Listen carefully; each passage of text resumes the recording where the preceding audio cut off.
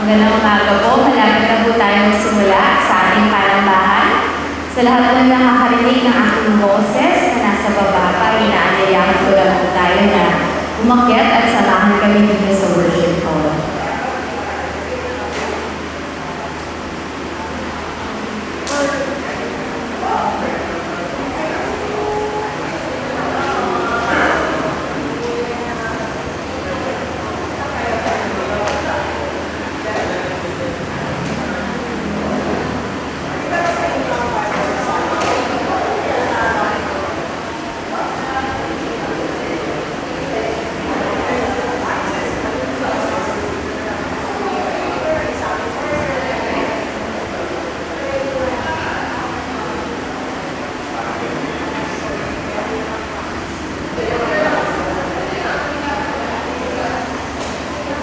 Good morning po. Magandang umaga po sa ating lahat.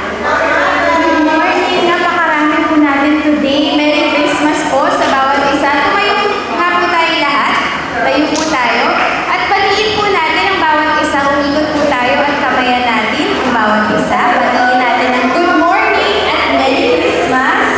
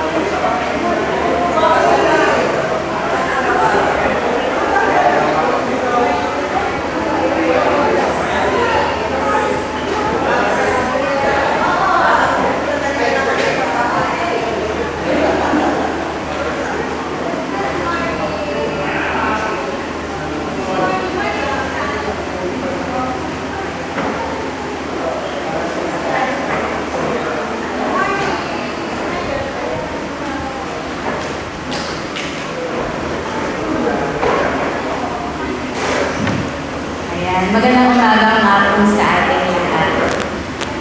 Ganitong mga panahon po, pagkatapos ng Christmas bago mag-New Year, marami po talaga mga iba't iba pang pahabol na selebrasyon. Marami rin po, marami pong umuwi sa kanilang mga probinsya. Ano po yung mga marami natin na experience? Marami tayong mga handaan dahil sa ating iba't ibang mga okasyon na sineselebrate. Marami tayong mga natanggap rin na regalo. Sana po, ngayong kapaskuhan na to. At itong Pasko po ay talagang, itong Pasko at bago po mag-New Year, maganda po itong opportunity para sa atin na tandaan ang tunay na regalo na binigay sa atin ng Panginoon. Hindi na po ako lalayo, nasa John 3:16 po. For God so loved the world that He gave His only Son, that whoever believes in Him shall not perish but have eternal life. Ito po ang regalo na binigay sa atin ng Panginoon. At ang napakaganda pong katotohanan dito ay ang anak na binigay niya ay anak na niya-experience natin sa ating mga buhay. Ginagabayan tayo sa ating pang-araw-araw at hindi tayo pinapabayaan. Amen po ba? Amen. Tumayo po tayo lahat. Papurihan natin ang ating Panginoon.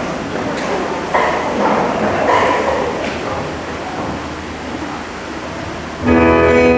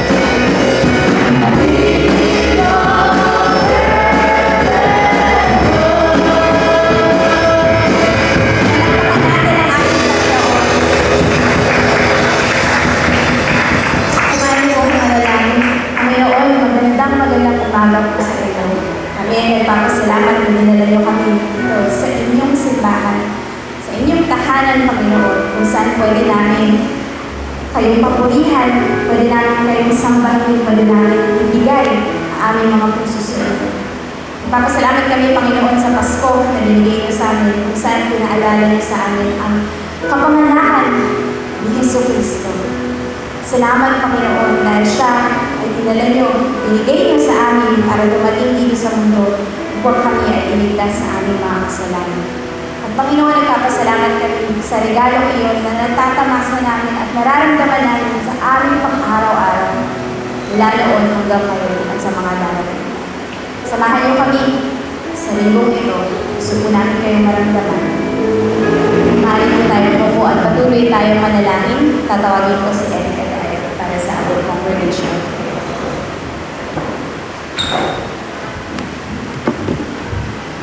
Manalangin po tayo.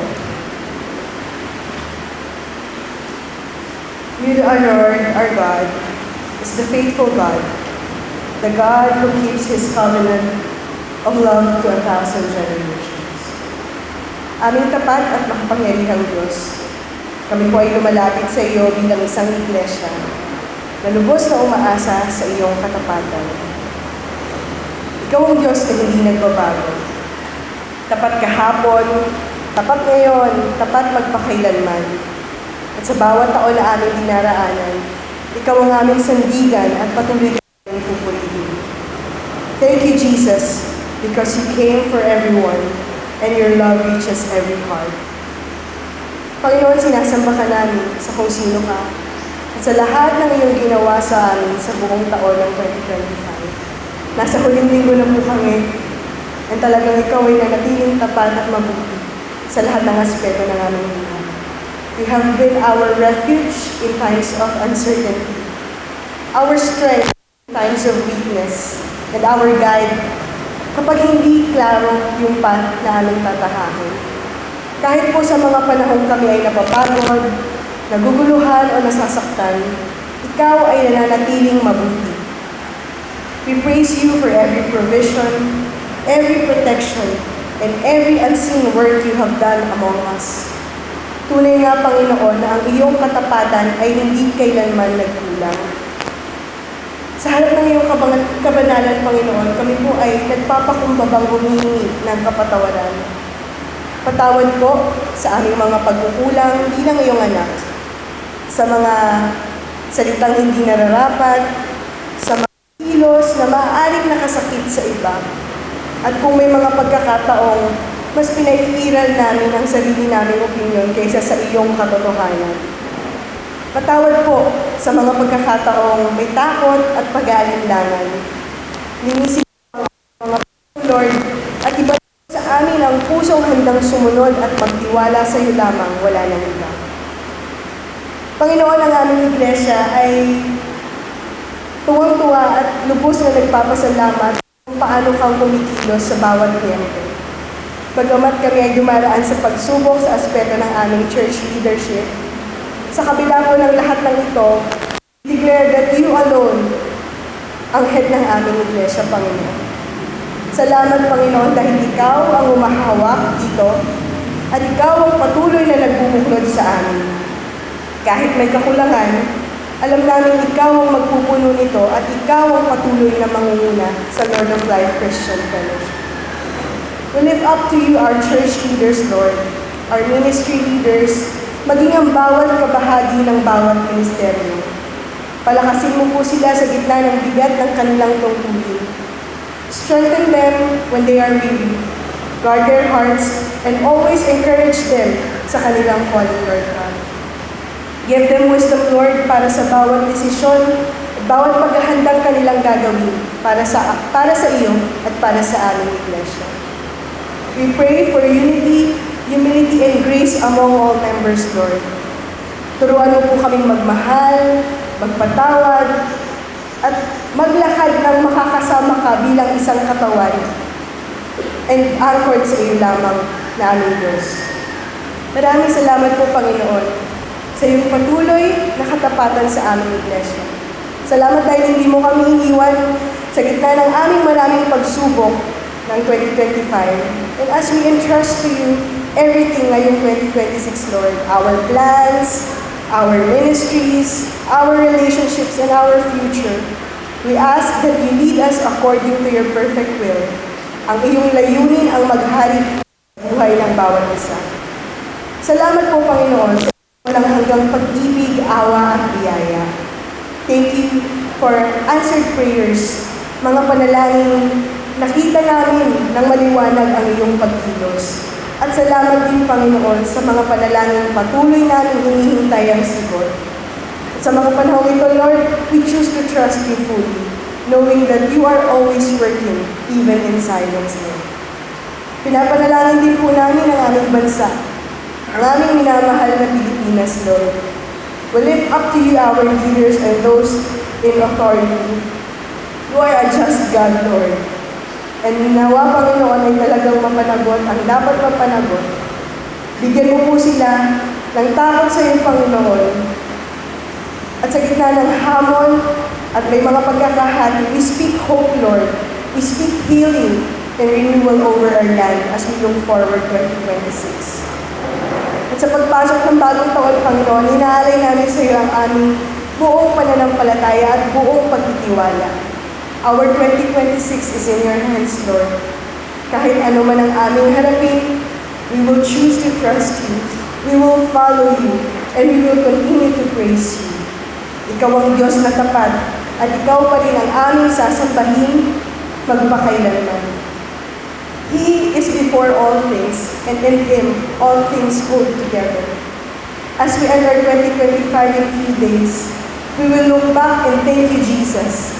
And for 2026, we will look forward and trust you, Jesus. Mananatili kami nagtitiwala, nagpupuri sa iyo sa bawat taon ng aming buhay. Maraming salamat, Panginoon, for you are our good and beautiful God. Lahat po ng papuri, karangalan at kaluwalhatian ay sa iyo lamang sa makapangyarihang pangalan ng aming Diyos at tagapagligtas na si Jesus. Amen. Amen.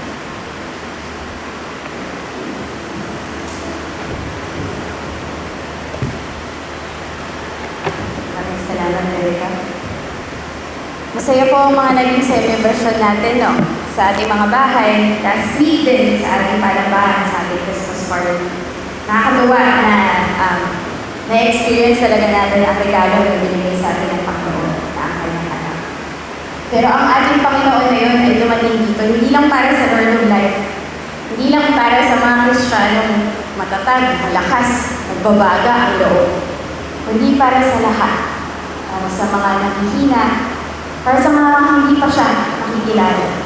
Sabi sa Isaiah 43, a bruised reed he will not break, a smoldering wick he will not stamp out. Sa Tagalog, ang malumok na langoy, hindi niya babalikin. Ilaw na aangat-agat, hindi niya kapatid. Dumating ang ating Panginoon para sa lahat. Napaka-precious ng regalo na yan kasi tayo hindi tayo deserving na mabigyan ng ganong klaseng regalo. Pero dahil mahal na mahal tayo ng ating Panginoon, hinayaan niya iligtas tayo. So tumayo po tayong lahat at patuloy natin siyang awitan ng sambutan.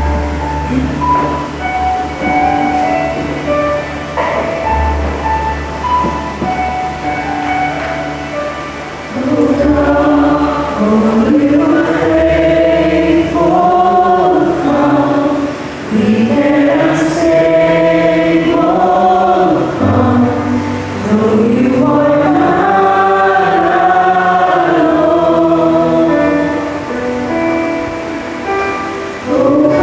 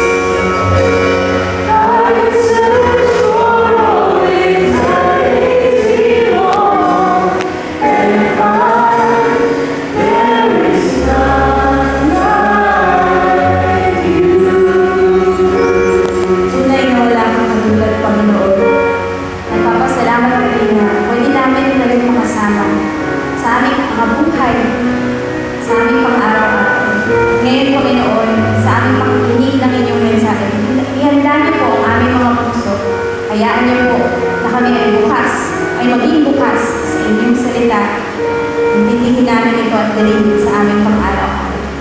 Gamitin niyo, Lord God, si Kuya Ken na inyong mensahero. Hayaan niyo, Lord God, na kayo, ang mga salita niyo, ang dumaloy sa pamamagitan niya. At kamay kayo ang narinig namin sa pamamagitan niya. Be with us, Father. We thank you and we praise you. In Jesus' name we pray. Amen. Mari niyo po tayo. Para po sa aming mensahe, tatawagin ko si Kuya Ken.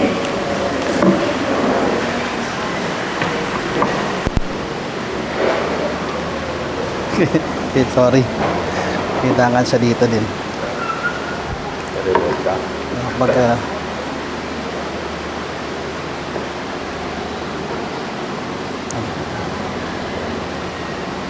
naman tayong mga Mac. Sige.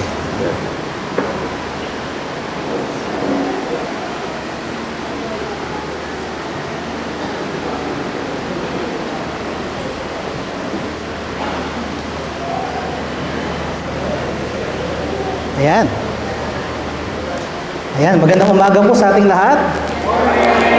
Pakitignan po yung katabi ninyo. At pakibati na magandang umaga. Sabihin nyo mas maganda pa kayo sa umaga. Pero sabihin nyo na may katotohanan, ha? Baka naman napipilitan lang kayo sa pagsasabi. Mahirap yon. At isa muli pong pribilehyo na tumayo sa inyong kaharapan para po maglingkod sa pamamagitan po ng paghahatid po ng mensahe ng Panginoon sa bawat isa. Kaya naman po, no, parang akma-akma po yung mga awitin na ating inawit. Salamat sa ating worship team. Actually, tapos na yung message. Yun na yung message. Okay na. Uwi na tayo. Okay na yun eh. Pero hayaan nyo po na muli, nabatiin ko po kayo ng Merry Christmas. Merry Christmas po. Pakibati po yung katabi nyo na Merry Christmas. Pakisingil po kung may regalo na po ba sila. May regalo na ba kayo? Yan, no? Pero dahil ito po yung huling mensahe po ng huling service po ng ating iglesia para sa taong na to, hayaan nyo rin na ako na yung unang bumati sa inyo ng Happy New Year. Ayan. Happy New Year po sa ating lahat. Pakibati, mukhang hindi Happy New Year lang ata yung iba sa inyo, no? Pakibati, no? Sabi nyo Happy New Year. Yaman din lamang po ay ilang araw na lang ay bagong taon na muli. Hindi po ba na madalas ay nagbabalik tanaw tayo?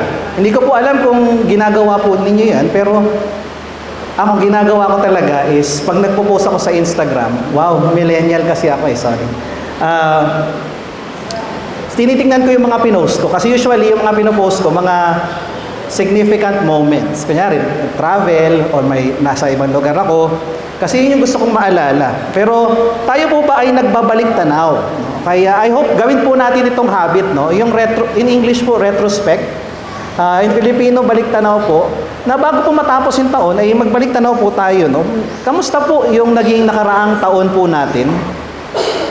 Ano po ba yung mga bagay na ipagpapasalamat natin? Paano po ba naging tapat ang Panginoon sa ating mga buhay? Ano po ba yung mga challenges, no? Mga problema po na kinaharap natin? Dahil po may very, very important na purpose po ang retrospect, no? Ito po yung dahilan kung bakit po tayo nag-aaral ng kasaysayan. Una po ay para maalala natin, no? Maalala natin yung mga nangyari. Kailangan po natin ng paalala mula sa nakaraan. Nakakatawa po, pag nakikita po ako ng mga kaibigan ko, lagi nila sasabihin sa akin, ipapaalala mo na naman sa amin yung mga nangyari noon. Sabi ko, syempre, kasi ayoko nang ulitin mo yung nangyari dati. Ayoko na maulit yung nangyari dati, no? Kaya, pinapaalala natin. Hindi dahil hindi tayo nakaka-move forward sa hinaharap, kundi dapat po na maalala natin yung mga nangyari. Mabuti man ito o masama, dahil po ito ay magsisimbing aral sa ating lahat. At ang pangalawang purpose po nito ay para bigyan tayo ng pag-asa. Kung ito po ay nakaraan na, dapat hindi na po ito masyadong maka-apekto sa atin dahil tumitingin na po tayo sa hinaharap. We have our hope. Kaya naman po, no, ako po ang magtatapos ng series ng Miracles of the Story of Christmas at naiatas po sa akin ng Miracle of the Manger. So, very, very simple lang po to. Meron lang po tayong dalawang katotohanan na titingnan. Pero dahil po kilala nyo na ako na mahaba akong magmensahe. Yung dalawa na, yun, hinati ko pa sa dalawa. So, 2 points, and then may sub-points. No? Pero, bibilisan po natin. No? So, Miracle of the Manger. No? Manger, naalala ko po, may isang Christmas po na nagpalaro sa amin ng Pinoy Henyo. Alam niyo po yung Pinoy Henyo? Naglilalaro niyo pa ba yung Pinoy Henyo? Sobrang luma na yan, no? Pero nakakatawa to kasi yung theme ng Pinoy Henyo po namin noon, Christmas. So yung mga words pang Christmas. Nagkataon po, no, na yung word na nakalagay manger. So parang ang hirap naman i-describe kung ano yung manger. Di ba? Okay. Tapos yung nanguhula, ang basa niya, manager. Manager. Kaya nung sinanong siya, tao ba to? Oo. Okay, naisip nyo, na-imagine nyo? Kami nakikita namin na hindi naman manager yon, manger, tawa kami ng tawa. No? Okay, hanggang hindi nahulaan. Kasi nga, paano magiging tao yung manger? Hindi po ba? Pero ang ganda po nun, dahil kahit po sa pagkakamaling iyon, ay makikita po natin yung tema po na ating pag-aaralan ngayong umaga, kung saan po, no, yung manger, nagkaroon po ng tao doon. Nagkatawang tao po ang ating Panginoon. Yung manger po, hindi po yan kilala sa atin. No? Alam lang natin yan dahil English word yan, describing, kung narinig na natin sa kanta yan, sa Story of Christmas. Pero sa atin po na naninirahan po sa syudad, wala naman tayong nakikita mga manger. Hindi po ba? Tama po ba? O ako lang to?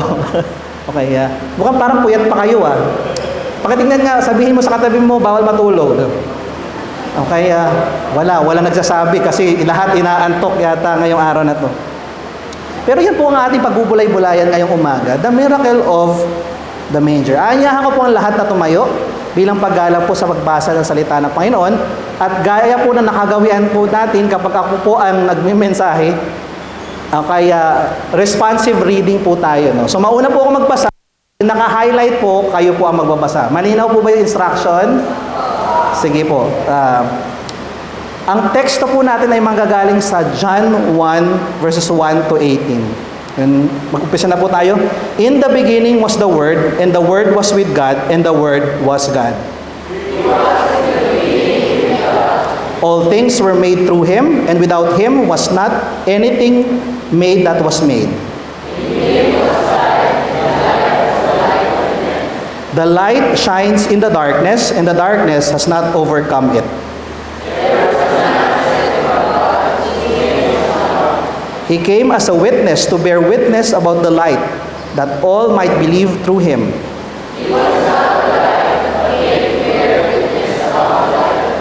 The true light, which gives light to everyone, was coming into the world.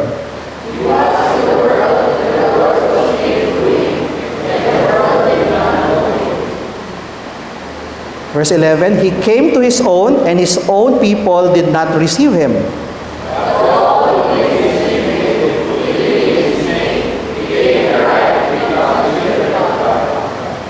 Who were born not of blood, nor of the will of the flesh, nor the will of man, but of God.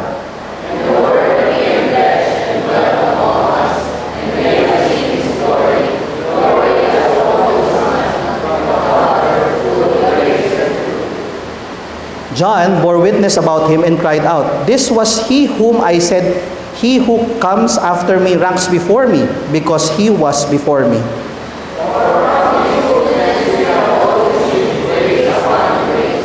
For the law was given through Moses, grace and truth came through Jesus Christ.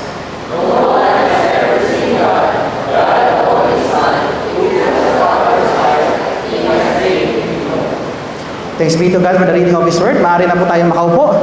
Ang teksto po natin ay John chapter 1 verses 1 to 18. At ito po ang ating pagbubulay-bulay ngayong umaga. The who and the whys of the miracle of the manger. The who of the miracle of the manger, 20 punto. The true light, the only Son of the Father. Kalawa po ay the whys of the manger, miracle of the manger, to bring light into the darkness and to make us children of God. Panandalihan po tayong manalangin. Samahan niyo po ako. Panginoon, salamat po sa kalayaan na meron po kami para ipagdiwang ang Kapaskuhan. Sapagkat Panginoon, ito ay tunay nga pong isang pangyayari, kasaysayan na dapat lamang namin ipagdiwang sapagkat ikaw ay dumating. Hindi para sa iyo, pero para sa amin. Panginoon, salamat po sa kalayaan na meron po kami para magdiwang ito at para magsama-sama bilang isang pamilya para pakinggan ang inyong salita. Panginoon, iwaksin niyo po ang kahit anong aking sasampitin na hindi po naaayon sa inyong kalooban. At Panginoon, kayo po ang mangusap sa bawat isa sa amin. Buksan niyo po ang aming puso at isipan para mapakinggan po ang inyong mensahe ngayong umaga. Kayo po ang magpira-piraso ng tinapa ng buhay at pakiinin ang aming mga kaluluwa. Ito po ang dalangin namin sa matamis sa pangalan ni Jesus. Amen. Ngayon po, bago po natin tingnan po yung mga katotohanan ng ating pag-aaralan ngayong umaga, ay bigyan ko po kayo ng konting konteksto po sa The Gospel of John. Obviously po, with the name suggests, okay, the Gospel of John was written by John. Okay, often known as John the Beloved. So, very, very different po, Pag inisip nyo po, tinignan nyo po yung buong Gospels. There are 4 Gospels po recorded in our Bible. Yung unang 3 po, makikita natin, Matthew, Mark, and Luke. Tinatawag po silang Synoptic Gospel dahil very, very similar po yung accounts nila ni Jesus. They have different purposes, pero halos pare-pareho po yung pagkikwento nila patungkol po sa kasaysayan ng buhay ng ating Panginoong Jesus. Yung kay John po, very, very different yung approach. Kasi pag tinignan nyo po, mamaya sa ating po pagtingin po sa ating talata, makikita nyo po na yung pagkakaiba ng approach. Ngayon po, makikita po natin yung purpose. Yung purpose po is first and foremost to showcase and then emphasize the works of Jesus as proof that He is the anticipated promised Savior, the Son of God. Yung tema po ng kabuuan po ng aklat ng John is that, of course, for this very reason that it was written for Jesus, that He is the Son of God, at siya po ay dumating, namuhay, namatay at muling nabuhay po upang iligtas po tayo sa ating mga kasalanan. Ito po, makikita po natin yung outline po na kabuuan po ng Gospel of John, chapter 1, verse 1 to 18, kung saan po yung binasa po natin teksto, prologue or introduction po. Okay, pangalawa po, verse 1, chapter 1, verses 19 to 12 to 15 na yan, the signs of the Messiah, the farewell discourse, and the passion narrative. Kung ito na po yung mga huling araw po ng Panginoon Jesucristo bago po siya ipako sa krus. Okay, 13 to chapter 13 to chapter 20, and then yung epilogue po is the role of Peter and of the disciple whom Jesus loved, which is si John po, At makikita po natin yung teksto po natin ay nakapalo po sa unang bahagi, the prologue, The entirety of it is an introduction to the entirety of the theme po ng buong Gospel of John. So, bibigyan po tayo ng idea agad nitong binasa natin kung ano po ba yung gustong ipaliwanag ni John sa kanyang pagsulat po ng kanyang narrative. Ngayon po, madali naman pong sagutin yung the who of the miracle of the manger. Siguro po lahat tayo ay nagdidiwag na Pasko. Taon-taon po yan. Hindi po ba? Tama po ba? Okay, kaya naman po, hindi na bago sa atin kung sino nga ba yung tinutukoy dito. According po sa scriptures, Jesus is the who of the miracle of the manger. Ngunit po, pag tinignan nyo po, sa talata po natin, hindi man lang binanggit yung salitang manger. Dahil po sa aking po pag-aaral, paghahanda po ng mensahe ito, tinignan ko po lahat ng gospel. At yung Gospel of Luke lamang po yung may account of the manger scene. Ngayon, kasi yung kay Luke po, very, very detailed yung kanyang pagtingin po, at pagsulat niya ng kasaysayan po ng buhay ni Jesus.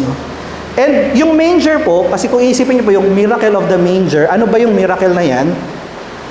For theologians, the manger represents, of course, incarnation. So ano po ba yung incarnation? Incarnation is that act of grace whereby Christ took our human nature into union with His divine person and became man. Maganda po yung yung definition po ng incarnation. Okay, baka po kasi maisip yung incarnation na evap milk yan. Iba po yung incarnation yon.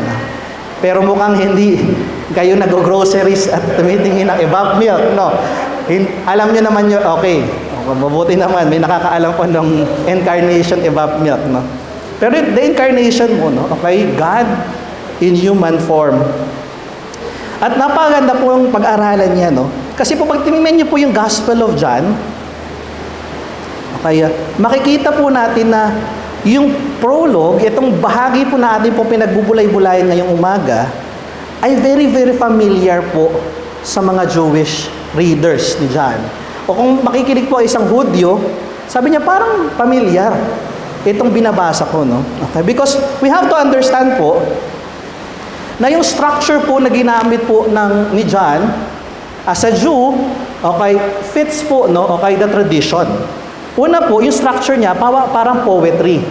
Parang pag nagbasa po kayo ng Psalms, makikita niyo, ganito nga to, ganito sinusulat ng mga Hudyo yung Salmo. At nakikita niyo rin po yung motives. Okay? Yung motives po is, pag binasa niyo din yung Psalm, makakita po kayo ng very, very specific motives po coming from the Torah. Specifically in Genesis and Exodus. At dito po, makikita agad yung creation motive po, okay, na ginamit ng sumulat si John. Sabi po dun sa verse 1 to 3, no?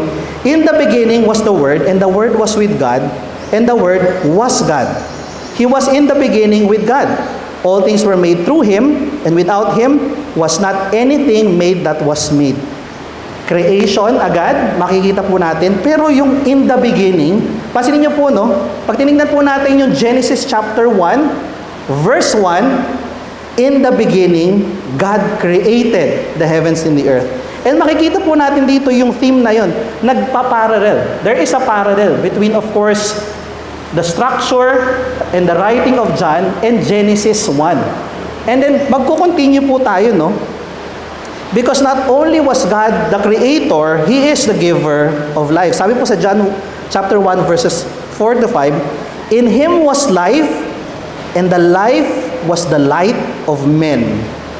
The light shines in the darkness, and the darkness has not overcome. So madali pong sagutin, no? The who of the miracle of the manger, no? At kung mapapansin niyo po, no, kaya sa mga nauna po pong nagbigay ng mensahe po sa series na to, very, very specific po yung pagturo sa Panginoong Hesukristo bilang sentro po ng lahat ng mga himalang ito ng Pasko. Pero very specifically po si John, binanggit niyo yung konsepto ng light, no? The true light. At yan po yung titingnan po natin ngayon sa bahaging ito, no? The who of the miracle of the manger, kilala na natin to, ang Panginoong Hesukristo. Pero He was pertained as the true light according to verse 9. At mapapansin po natin na mahalaga po yung konsepto po ng liwanag or ilaw sa talatang ito. Dahil ito rin po ay ginagamit na motive po in creation sa Genesis. Kung naaalala niyo po sa Sunday School, yung 7 days of creation, ano po yung pinakaunang ginawa ng Panginoon? Light. Diba? Let there be light. So, makikita po niyo yung creation motive, no? Okay? And light, as the passage says, no? Okay, sabi po sa verses 4 and 5, no? Okay, and the light is the life of man. Okay, of men. Because dapat po intindihin natin, no, sa konteksto po ng mga Hudyo, light is a symbol of life. At kung titingnan niyo po sa science, halos wala pong buhay sa mundong ibabaw na mabubuhay kung walang ilaw. Except for a very, very few creatures under the sea. No? Kaya po, pagtinignan niyo po ito, no? Kasi mayroon pong bahagi ng dagat na hindi na po nararating ng ilaw. Pero hindi po yan marami. Hindi po marami kasi 'di ba, syempre yung conditions po malamig, yung pressure po ng dagat nandiyan. Pero halos almost 90% po ng buhay sa mundo, kasama po tayo mga tao, kailangan natin ng ilaw. At napaganda po ng paggamit po ni John, no? Kaya sa pag-describe po kung sino ang Panginoong Hesukristo. Sabi niya, the true light which gives light to everyone was coming into the world. True light, ang totoong ilaw, kaya ay dumating sa mundo. At John will continue to use the theme, no? Kaya by saying po sa John chapter 8, no, kaya yung mga salitang binigkas po mismo ng Panginoong Jesucristo, sabi po niya sa chapter 8 verse 12, again, Jesus spoke to them saying, tingnan niyo po, I am the light of the world. So may consistency po, no? O kaya, whoever follows me will not walk in darkness, but will have the light of life. So, magkakaugnay po, kung papansinin niyo po, no? Kaya po, napakaganda po ng pagkakasulat ng Gospel of John. No? Hindi ko po alam sa inyo, no? O kaya, kung kayo po ay nagbabasa ng Biblia niyo for the whole year, pero ito po ay challenge sa atin, no? Ako specifically, natutuwa akong mag-aralan po, no? At salamat sa Panginoon dahil kapag talagang meron akong preaching assignment, may pagkakataon ako talagang mag-aral na mas malalim pa sa usual na ginagawa ko. And here makikita niyo po yung tema, no? True light, and Jesus saying himself, I am the light of the world. And makikita po natin agad kung sino siya, no? He is definitely the light of the world. At hindi po ito malayo sa ating tradisyon bilang mga Pilipino. Di ba pag Pasko po, may parol po tayo. Sino po pa nagpaparol pa dito? Yung may parol po. Naglalagay po kayo ng parol, wala na, Christmas tree na lang. Okay, Christmas tree. Very, very Western. Kasi di ba, mga Germans ang nag-ano yung Christmas tree. Pero okay lang, may star naman yun. Di ba? Pero di ba yung parol po, ang sinisimbolo po nito is the star of Bethlehem. The very star that the wise men followed from the east, okay, going to, of course, to Israel to find the Messiah. Pero kung iisipin niyo po, no, di ba? Pag madilim na madilim, okay, kapag may ilaw, madali po itong makita agad. Okay, kasi pansinin niyo po, no, pag gabi na po, or pag nag-brown out bigla, pag gabi at nag-brown out, ano po yung una niyong hinahanap? Ilaw, hindi po ba? Okay, siguro, unnatural po sa atin kapag nag-brown out, tapos hindi na tayo gagalaw. Hindi po ba? Tama po ba? Lagi tayong kakapain agad natin, cellphone natin kasi may flashlight yun. At pag binuksan mo yun, parang isa relief. Oh, may nakikita na ako. At isipin niyo po, no, okay, ang ilaw po, kahit po sa pinakamadalim na gabi, magbukas ka lang nito, makikita po ito. At isipin niyo po, no, ang Panginoon ay dumating sa isang napakadilim na mundo. At kitang-kita po ng lahat ang kanyang ilaw. Bigyan ko lang po kayo ng konting reflection sa katotohanan ito, no? Una po, atin na po bang tinanggap ang liwanag na handog ng totoong ilaw? Kasi kung hindi lang siya basta ilaw, kung siya ang totoong ilaw, tinanggap na po ba natin ang liwanag na handog niya? Pangalawa po, paano po ba nating ipamumuhay ang paniniwala natin sa totoong ilaw? Pangatlo po, sa paanong paraan po natin ibabahagi ang ilaw sa sanlibutan. Tandaan po natin yung katotohanan na to. Jesus is the light of men and women, the true light and the light of the world. This is the who of the miracle of Christmas. Yung una pa lang po yan. Lumaka po tayo sa pangalawa. Pangalawa po is, kung alam po natin that Jesus is the true light, ang pangalawa po ay that, okay, He is the only Son of the Father. Sabi po sa teksto po ng verse 14, chapter 1, verse 14, and the Word became flesh and dwelt among us, and we have seen His glory, glory as the only Son from the Father, full of grace and truth. Maganda po ito, no? So, bibigyan ko lang po ito ng konting emphasis, no? Yung salita po na ginamit po, no, pertaining to the word, sa Griego po, logos. At mahalaga po ito dahil ang mga Griego po, no, okay, they are a pioneer for philosophy, and yung logos po for them ay napakahalaga.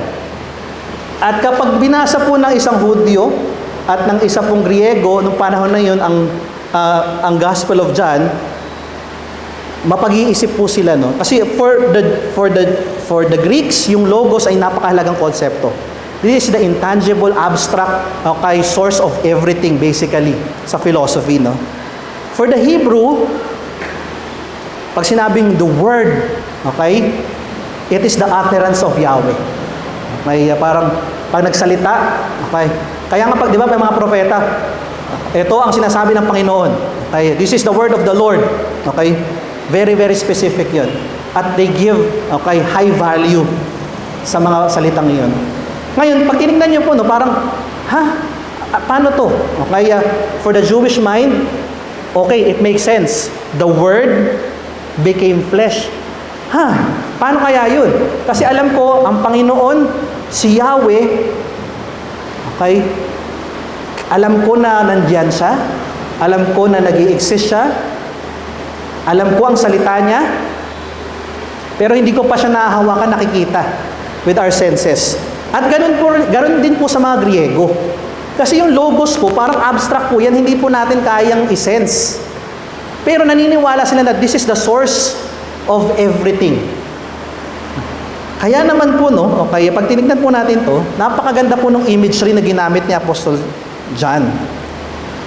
Pero dapat po maisip din po natin na for the Jews, hindi po pwedeng paghiwalayin yung salita at yung tao, yung nagsabi. The speaker, okay, and what was spoken can never be separated. They're one and the same. Kaya nga po, pag tinignan po natin to, in the beginning was the Word, and the Word was with God, and the Word was God.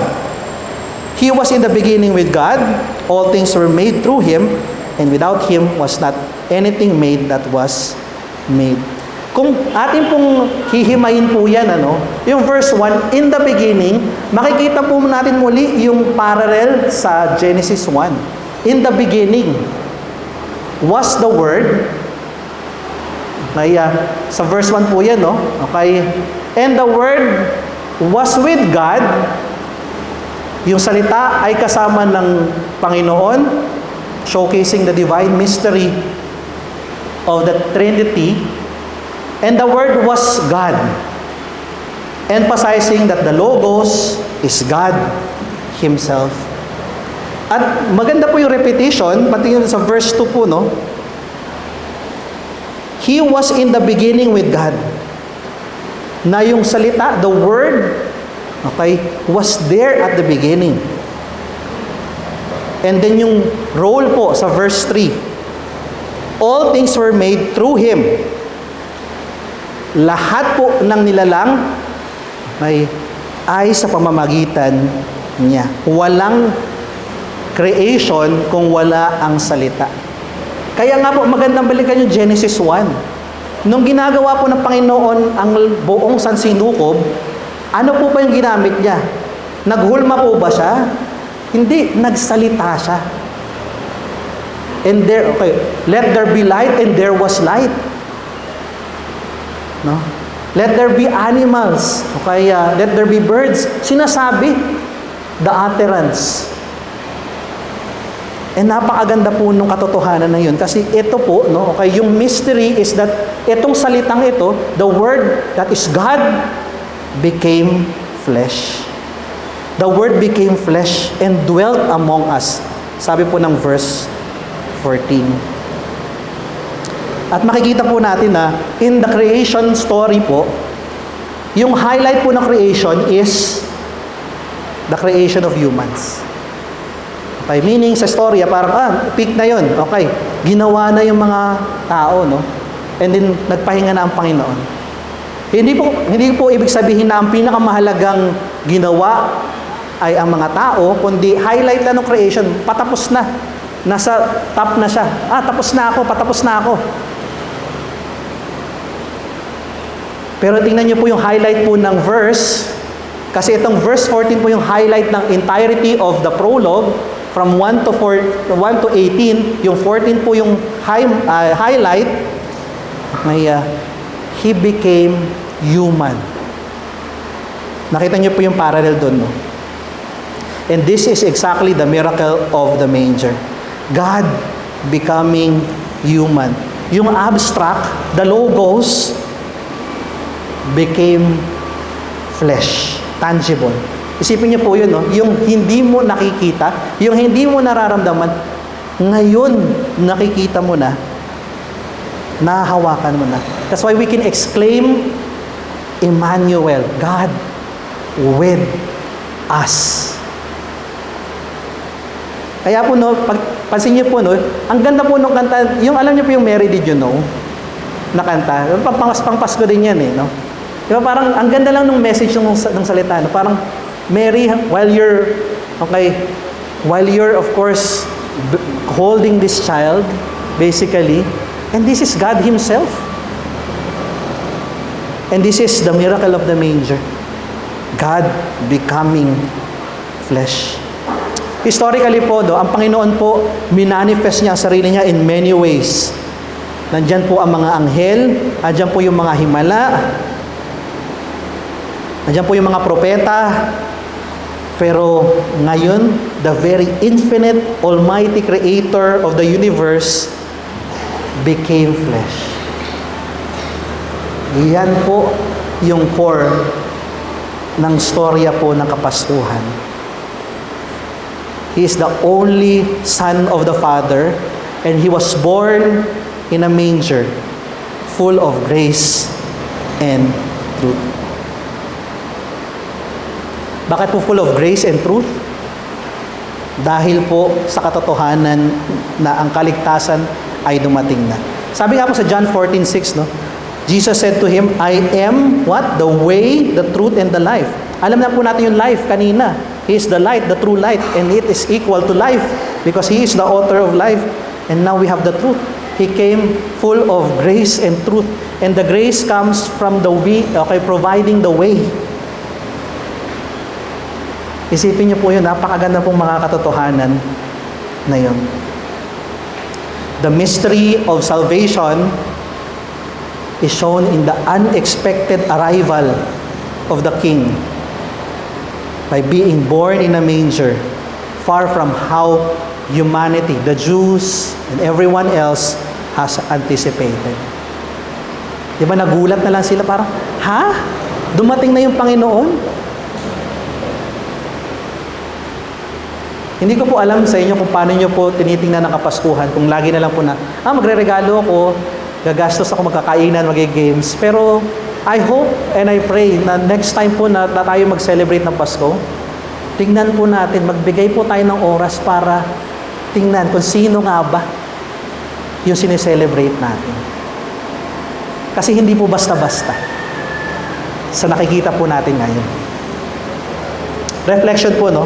So, paanong paraan po natin inaalala at pinagdiriwang ang pagdating ng Panginoong Hesus sa pinakaunang Pasko? Pangalawa po, paano po natin pinagbubulay-bulayan ang katotohanan ito that the Word became flesh and dwelt among us, at kung gaano po ito kahalaga sa ating mga buhay. Tandaan po natin, the Word became flesh and dwelt among us, and we have seen His glory as the only Son from the Father, full of grace and truth. Naku, nasa pangalawa na po tayo, no? The whys of the miracle of the manger. So, kanina po, the who, madali naman po yun, di ba? Kay si Jesus, the true light, and the only Son of God. Pangalawa po, okay, the whys of the manger. Una po, to bring light into darkness. Kanina nabanggit na po natin to, no? Jesus was described as the true light. Maganda po to dahil pag tinignan niyo po, no, talaga bang sobrang dilim ng mundo? For sure, nagpadala ang Panginoon ng mga ilaw. And yes, totoo po yan. Nandiyan po ang salita ng Panginoon. Nandiyan ang mga propeta. Okay, nandiyan ang bansang Israel na nag-represent sa Kanya. Okay, nandiyan yung entirety of creation, providing, of course, a glimpse of the glory of God. Pero ang mundo po ay madilim talaga. And usually, itong mga naunang ilaw na po na to, no, okay, they're not bare, okay, they're not sources of light. Hindi nanggagaling sa kanila yung ilaw, kundi nagre-reflect po sila ng ilaw. Sa science po, no, okay, alam niyo naman po na, 'di ba, na ang buwan po ay hindi nagke-create ng sarili niyang ilaw. Okay? The moon does not create its own light. It just reflects the light from the sun. At ganyan po yung mga nauna, no, yung mga propeta, okay? Yung ilaw na meron sila is just a reflection ng totoong ilaw. Pero dapat po natin tandaan na itong mundong ito, bago pa dumating ang Panginoon sa Kristo, at sa palagay kong hanggang ngayon, no, ay napakadilim po. No? It's a very dark world. No? Hindi po siya literal na madilim, pag-gabi lang po. Pero tingnan niyo po itong katotohanan na to galing sa John chapter 3 verse 19. And this is the judgment, the light has come into the world and the people love the darkness. Emphasis ko lang po yun, no? And the people love the darkness rather than the light because their works were evil. Nako, hindi na po tayo lalayo. Manood lang po kayo sa Pilipinas. Krimen, corruption, kahirapan. Kaya, napakadilim po ng mundo. Pero, ito po yung katotohanan na meron tayo. At dapat nating panghawakan kahit napakadilim po ng mundo. Sabi po sa John chapter 1 verse 5, the light shines in the darkness and the darkness has not overcome it. Ulitin ko po yun, no? The light shines in the darkness and the darkness has not overcome it. Kahit po sa pinakamadilim na yugto ng kasaysayan ng ating mga buhay, ang ilaw po ng Panginoong Hesukristo ay nariyan dahil dinala niya ang kanyang sarili sa mundong ito para maging ilaw ng mundo. Isipin niyo po, no? Kaya kung minsan po sa buhay ko pinangarap ko maging seaman. Kaya ako, ayan na lang, taga-sina lang ako, taga-tingin na lang ako, no? Tingin-tingin na lang ako, seaman. No? Pero yung mga seaman po, no, very particular po sila sa navigation nila, lalo na kapag madilim. Kung naranasan niyo na po sumakay ng barko na tapos gabi, wala po kayong orientation kahit saan. Kasi dagat lang po yan eh. Wala kayong iba nakikita, madilim. Naalala ko po yun, nung una ko sumakay sa malaking barko, no, papunta kami ng Romblon, tas gabi, kasi overnight, yung trip namin is overnight, umaga nandun na kami sa Romblon, no. Palis kami ng Port of Manila, hapon, okay, gabi, nasa gitna kami ng dagat. Sabi ko, pag lumubog kaya itong barkong to, paano kaya ako? No? May signal ba yung cellphone ko? Okay, may flashlight ba ako na waterproof? Cellphone ko ba waterproof? Paano na, no? Kasi isipin nyo lang po, no, sa gitna ng dagat, napakadilim po. Kaya naman po, no, okay, napakahalaga po ng role ng mga lighthouse. Kasi kahit napakadilim po ng gitna ng dagat, no, pag nakakita yung mga seafarers, no, kung hindi sila sa buwan o sa mga bituin nakatingin, lighthouse, iyon tumutulong sa kanila. At napaka-importante po ng ilaw sa buhay po natin, di ba? Yung vision po natin cannot work in darkness. Sino po dito nakakakita pag madilim? Abay, magaling po kayo talaga niyan. Hindi ko na alam kung anong meron kayo, pero yung mata ko, hindi ko kaya, kahit anong gawin ko, no? Pag madilim, wala ako talaga nakikita. So it helps us, na-appreciate natin yung lahat na nakikita po natin, yung colors and all that, dahil may ilaw. Pag nagpa-araw po tayo, may vitamin D. Si Superman nga, pumupunta pa, nagpapa-araw pa para lumakas, di ba? Yung mga halaman po, no, kaya for them to be able to do, yung no, to bear fruits and to grow, yung photosynthesis, no, okay, kailangan ng ilaw at marami pang iba. Napakahalaga po talaga ng ilaw. Naalala ko po, no, galing po ako sa Cubao, nagdadrive ako. Hatid ko lang yung kaibigan ko, tatawid ako na EDSA. Pinara ko ng MMDA. Sabi ko, hala, parang wala naman akong ginawang violation. Nasa tamang lane ako, wala naman ako ano. Tapos sabi niya, sir, magandang gabi po. So, sabi ko agad, ano pong kasalanan ko? Siyempre, pag pinapara ka, yun yung una mong assumption, pinara ka dahil may kasalanan, may nagawa ka, no? Ano pong kasalanan ko? Sir, kasi po, napaka-dangerous po ng ginagawa ninyo. Sabi ko, ano yun? Ano yung ginawa ko na napaka-dangerous? Yung, hindi po nabukas yung ilaw nyo. Ha? Sabi ko, nga, no?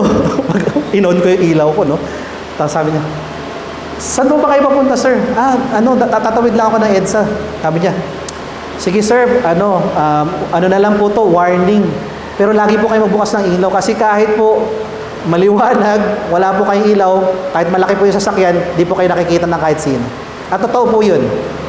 Kahit nakabike, nakamotorsiklo, hindi kayo makikita pag madilim, pag walang ilaw.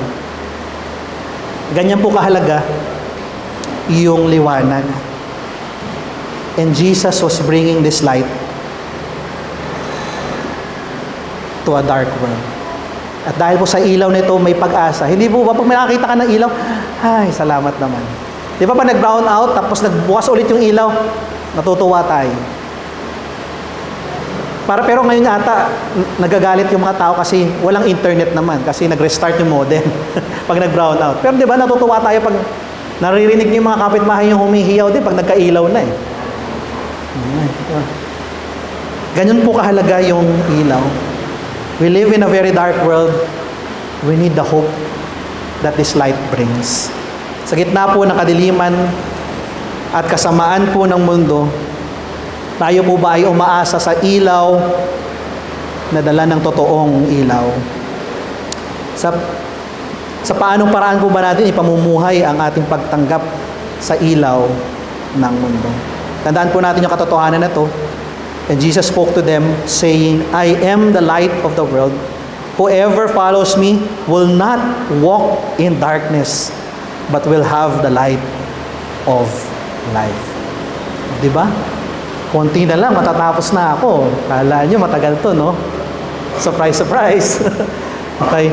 Pangalawa po, the whys of the miracle of the manger to make us children of God. Sabi po sa verse, bilang teacher po, no, according to the law, sa batas po ng Pilipinas, teachers are considered loco parentis in place of a parent. Ganun po kahalaga yung role namin as a teacher. Ako po, alam ko, kung alam niyo naman siguro, no, na teacher po talaga ako by profession. And alam ko po yan kasi sabi ko pag oras ko, sinecheck ko yung attendance, kailangan kompleto lahat ng estudyante ko kasi kahit ano pong mangyari sa estudyante, sa oras ko, pananagutan ko po. Responsibilidad ko po as teacher. At bukod po doon, no, marami na pong sa totoo lang po, no, minsan yung mga estudyante ko tinatawag akong tatay eh. Sabi ko, sir, ikaw yung father figure ko. Sabi ko, alam ko naman mukhang figure na ng tatay yung katawan ko, no? Pero lagi na lang bang father figure yung minimension nyo sa akin, no? Pero naiintindihan ko naman po yun kasi mga estudyante ko minsan magulang nila absentee, laging wala, busy, wala akong makausap sa kanila, no? Wala nagki-care sa kanila dahil wala, laging nasa trabaho, pwedeng broken yung family nila, wala silang father figure. So, eto mga bagay ito, hindi na po to bago sa akin, no? Very, very familiar po sa akin, no? Pero kung isipin po natin, diba, lahat naman po tayo naging anak. Okay? Ayoko po yung translation na child eh, sa English. Kasi pag sinabi mo child, para sinabi mo, okay, I'm the child of, parang bata yun ang iisip, no? Pero sa atin, anak. Okay, whether bata o matanda, no? Okay, very, very, hindi naman siya particular. Lahat po tayo nakaranas ng magiging isang anak po. At alam niyo po ba, kasi tinuturo ko po ito sa personal development, kasi psychology din naman po yun, no? May benefits po, no? Yung being with parents, or having a parent. First, yung emotional security po, nandyan. Kasi mga bata, kailangan po nila yan. Okay. Security, okay, support, di ba? Okay. Di ba? Nakatira pa rin ako sa nanay-tatay ko. Thanks, ma and pa, for the support. And identity, di ba? Pag may magulang ka, may nanay-tatay ka, anak ka nila, okay. A sense of identity. Inheritance, okay, yung mamanahin, mag-anak, no? Benefit po yan. At marami pa pong iba, no? At ang maganda po sa katotohanan na ating tinitingnan ngayong umaga is kasama po sa dahilan kung bakit po napakahalaga ng himala po ng sabsaban dahil intentionally God wants to make us His children. Okay, gusto niya maging anak niya tayo. Pero yung katotohanan po ay naroon pa rin. Kaya nga siya dumating eh. Okay, dahil tayo, katulad ng prodigal son, yung parable of the prodigal son, lumayas tayo. Ginawa natin yung sarili nating kagustuhan at naging alipin po tayo ng kasalanan. We are all slaves of sin. Sabi nga po ni Apostle Pablo sa Galatians chapter 4 verses 3 to 5, in the same way, we also, when we were children, were enslaved to the elementary principles of the world. But when the fullness of time had come, God sent forth His Son, born of a woman, born under the law, to redeem those who were under the law, so that we might receive adoptions as sons. At napakaganda po nun, no? Kasi hold your thought po, no? Yung adoption po, paki-hold po yung thought na yun kasi gagamitin po natin yung konsepto na yun mamaya. Makikita po natin sa ating talata, hindi po doon sa Galatians, kundi dito sa John, na there is really a prerequisite to become a child of God. Sabi po sa verses 11 to 13, no, He came to His own and His own did not receive Him, but to all, ano po yung requirement? To all who receive Him, who believed in His name, ano po yung binigay niya po? He gave the right to become children of God, who were born not of blood, nor of the will of the flesh, nor the will of man, but of God. Right to become children. Karapatan upang maging anak ng Diyos. Sabi po sa, and consistent po si John in telling this, no? John chapter 8 verses 34-35. And Jesus answered them, truly, truly, I say to you, everyone who practices sin is a slave to sin. Okay. Kaugnay po na sinasabi ni Apostol Pablo, no? The slave does not remain in the house forever, but the son remains forever. At makikita po natin yung connection na yun, no?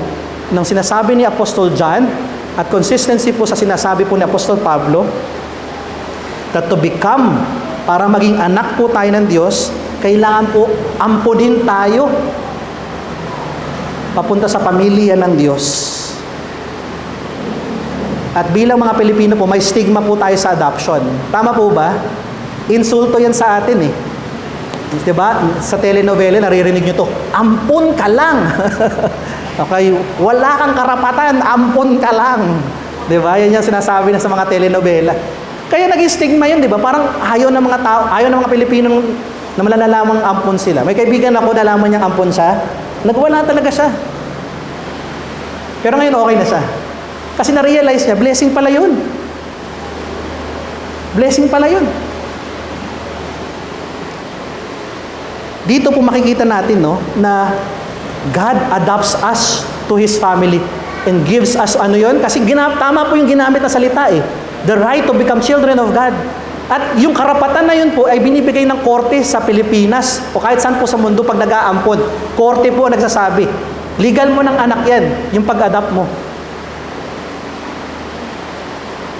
At tandaan po natin, sa mata po ng batas, pareho po ang karapatan ng biological na anak at ng adopted na anak. Wala pong pinagkaiba yung karapatan na meron sila. And that is what we have in Christ when we were adopted to His family, when we became children of God. And nagmanifest po yung kagustuhan ng Panginoon na yun sa manger. Dahil yung anak niya, pinadala niya upang gawin tayong mga anak niya. Ang ganda po doon, no? Pinadala niya ang kanyang anak upang gawin tayong anak niya. We are the recipient of what John is saying in verse 16. For whom His fullness, from His fullness, we have all received grace upon grace. When we become a child of God, we become children of God, we became recipient of such grace. Kaya maganda po yun, grace upon grace, patong-patong. Na biyaya, kagandahang loob ang atin pong tinanggap. Dahil po, dumating ang Panginoong Hesukristo. Konting reflection lang po sa paanong paraan po na bago ang ating pagdiriwang ng Kapaskuhan nang malaman na po natin ang katotohanan na ibinigay ng Diyos Ama ang kanyang anak upang gawin tayong mga anak niya rin. Pangalawa po, paano po tayo namumuhay bilang mga anak ng Diyos. Tandaan po natin, but to all who receive Him, who believe in His name, He gave the right to become children of God. All who receive Him and believe in His name, He gave the right to become children of God. Tapos na po tayo, no? Konting may summarization na lang po to, no? The who's and the whys of the miracle of the manger. The who, the true light, the only Son of God. The whys, to bring light and to make us children of God. Hayaan niyo pong iwan ko po kayo ng mga hamon. Ngayon po, nalaman na natin ang mga katotohanan ito patungkol po sa mga himala ng sabsaban. Ay, bago po magtapos ang taon nila ito, tanungin niyo pong sarili ninyo, how much deeper is my relationship with Jesus? Kung tayo po ay nananampalataya na sa Kanya, gaano na po ba kalalim ang ating pagkakilala at relasyon sa Panginoong Jesus? At ito po yung challenge sa atin sa pagpunta po natin sa bagong taon. How can I grow my relationship with Jesus, live it out, and share it with others? Kaya niyo po tapusin ko po ang mensahe nito galing sa isang quotation po from one of my favorite authors, si Kim Keller. Sabi niya, Christmas and the Incarnation mean that God went to infinite lengths to make Himself one whom we can know personally. Ulitin ko po Christmas and the Incarnation mean that God went to infinite lengths to make Himself one whom we can know personally. Ang ganda lang po nun. Let's come to the Lord in prayer. Panginoon, salamat sa mga katotohanan ito na amin pong nalaman, napag-aralan, napagbulay-bulayan patungkol po sa mga himala ng sabsaban. Natunay nga po, Panginoon, na kayo ay dumating bilang totoong ilaw sa napakadilim na mundo na aming tinitirhan at ang nag-iisang anak ng Diyos na magliligtas sa amin. Panginoon, salamat dahil nagdala ka ng ilaw sa aming madilim na mundo. Binibigyan kami nito ng pag-asa sa aming mga buhay dahil alam po namin na maaasahan ka po namin. At Panginoon, salamat dahil binigyan mo po kami ng karapatan na maging anak ninyo. Kailangan lamang po naming manampalataya sa inyo. Panginoon, huwag niyo pong hayaan na mga salitang ito ay hindi namin ipamuhay, kundi Panginoon, ito po ay inyong itanim sa aming mga puso at tulungan po kaming ipamuhay ito araw-araw. Ito po ang dalangin namin sa matagal sa pangalan ng Jesus. Amen and amen. Magandang umaga po. Amen.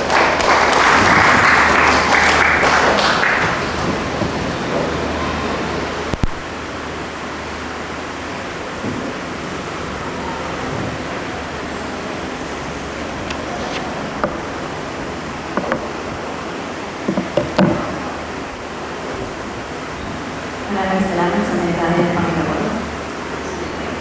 Tunay nga po, Jesus Christ was the miracle that was given to us.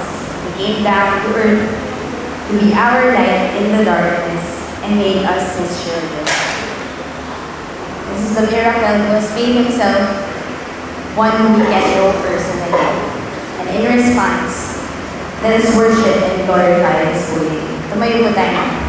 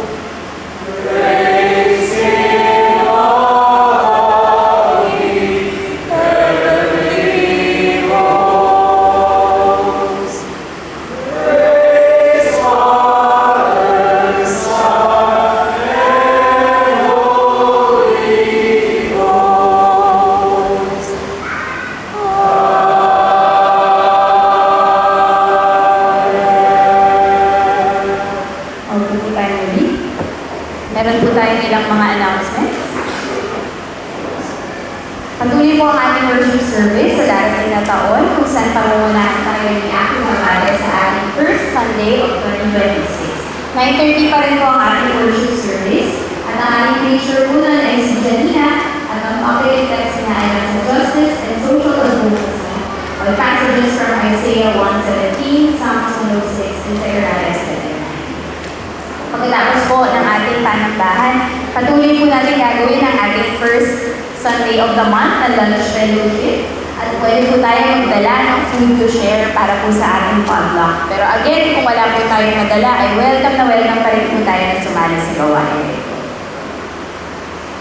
Bago na po ang schedule ng ating prayer meetings. Ngayon po ay every first and third Saturday of the month at 7:30 a.m. po ay gaganapin ang ating days of prayer. Pero by 7 o'clock po, nandito na po ang ibang mga tao at pwede po tayong magsalo-salo para sa ating breakfast fellowship.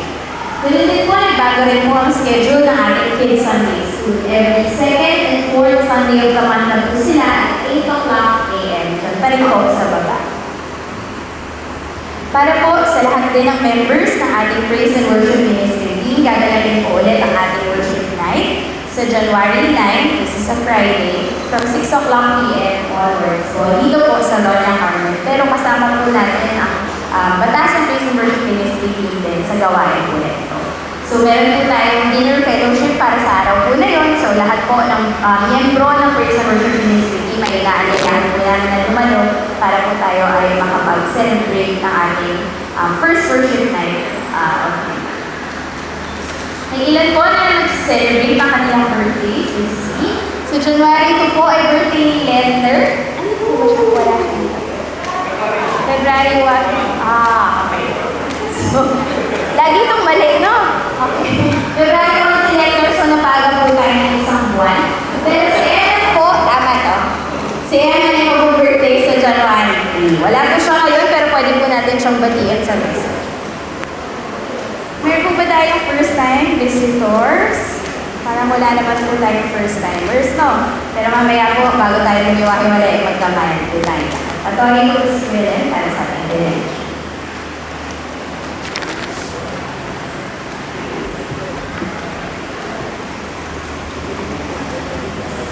Uwi po tayo lahat. Bago po ang pagwaling awit, samahan niyo po ako tanggapin itong mga katotohanan ng mga talatang ito mula sa iba't ibang bahagi ng bagong tipan. Ang mga ito ay isinulat upang kayo ay sumampalataya na si Jesus ang Kristo, ang anak ng Diyos, at sa inyong pagsampalataya, kayo ay magkaroon ng buhay sa pamamagitan ng kanyang pangalan. Ang lahat ng tumanggap sa kanya, sa mga sumasampalataya sa pangalan niya, sila'y binigyan niya ng karapatang maging mga anak ng Diyos. Kaya gawin ninyo ang lahat ng bagay ng walang amal at pagtatalo upang kayo ay maging mga walang kapintasan at dalisay na mga anak ng Diyos. Hindi kayo dapat maparatangan ng anuman sa pamumuhay ninyo sa gitna ng isang sanlilahing balungkot at masama. Magdingding kayong tulad ng mga taglaw sa sanlibutan. Sapagkat kayo noon ay kadiliman, ngunit ngayon sa Panginoon, kayo ay liwanag.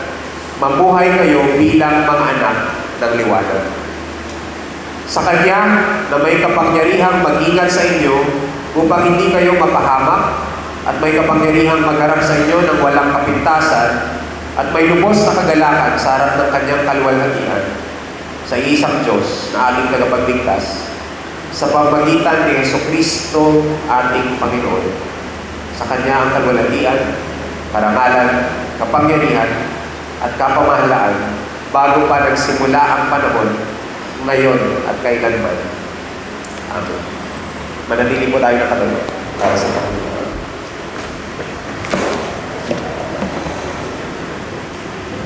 The miracle of heaven has come down to us. At bago po tayo maghiwa-hiwalay, patuloy natin siyang awitan. Let us give glory to His name.